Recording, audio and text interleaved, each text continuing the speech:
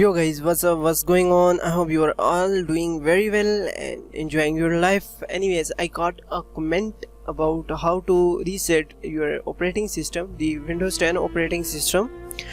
There's actually a very easy method, but if you don't know, let me show you. Just click on the Windows icon, then go into the settings, and now here you need to find window updates and security. Now here you need to find the recovery option. In the recovery option you will get reset this PC advanced startup. So just click on the get started, reset this PC, and choose an option, keep my files and remove everything. So these two options are important, please focus here. Keep my files, remove apps and settings, but keep your personal files.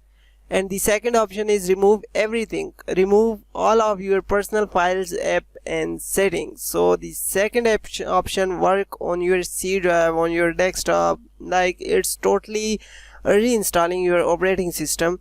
And the upper one option is just reset your default setting for your default Windows operating system settings. So it's all depend on you what you want actually. If you want to reinstall your complete operating system, then go with the second option, and if you want to reset your operating system, then you can go with the upper option. So let me clear you one thing more. If you are facing like kinda error while opening the programs, or your operating system is much slower, then you can go with the second option, remove everything. Otherwise, if you think that you have installed something like the virus or something else, then you can go with keep my files, remove apps and settings, but keep your personal files. I hope this video tutorial helpful for you. Now please hit the subscribe button and share it with friend. If you have any question guys, please comment below. I will try to solve it for you. Have a good day. Bye bye.